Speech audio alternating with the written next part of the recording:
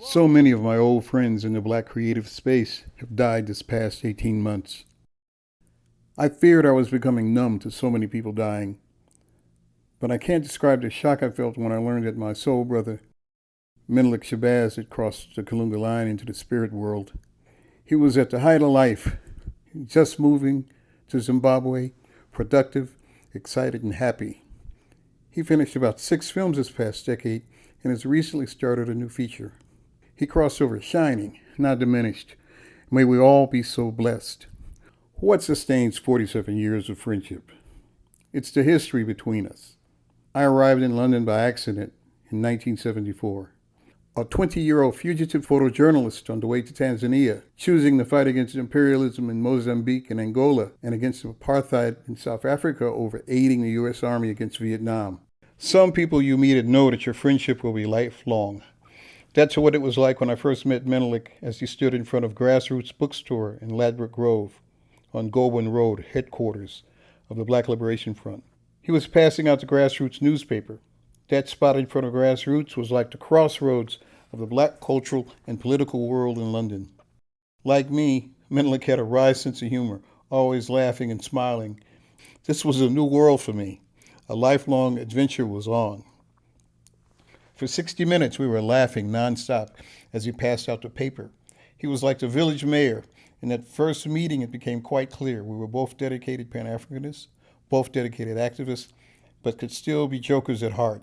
Let's hold hands, man. Let's give an image that we don't often see. We both had small-town country upbringings, me with cotton in Mississippi, he with sugarcane in Barbados. I never picked cotton, but I did chop beans. We would laugh about that over our similarities in our lives. Menelik watched mobile cinema in his village in Barbados. I watched mobile cinema in the Ickes projects in Chicago. Neither of us were filmmakers when we first met in 1974, but the work we would do in future would be steeped in our activism and love for our history, our love of Black people, and all their run-ins, surviving the shitstorm of white supremacy. By 1980, I had returned to the U.S. from Africa, entered and left college, helped start the Progressive Arts Center, and was working at Chicago Filmmakers making my first film there. By now, Menelik was a legend, heading up Potato Black Film Workshop, producing Big George is Dead, I'm Not Two Islands, and Blood or Go Run.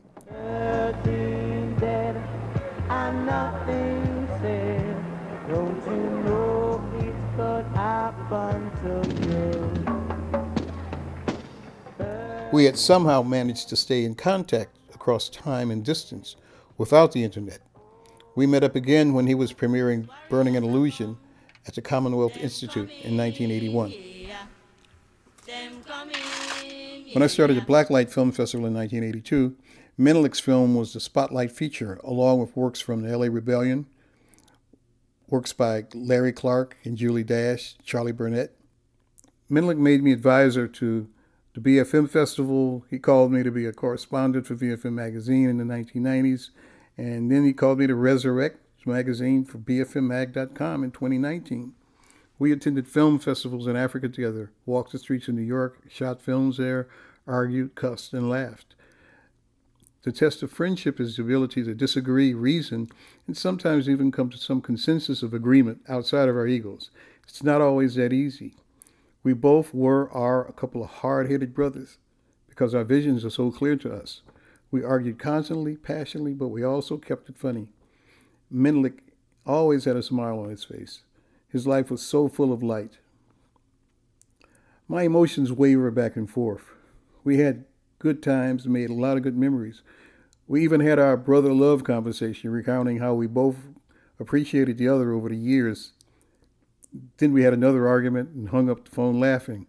I'm saddened but happy that his journey has ended in the place he wanted to be, in the shadow of the great empires of Mapungubwe and Great Zimbabwe. We need to show our appreciation and speak our love to the people who matter to us every day, and we have to keep moving. We'll have plenty of time to rest. I remember that big smile, the constant attitude of, we got to change all of this, starting right now. That's a legacy we should all be so fortunate enough to leave behind. having been a spark to the fires of change.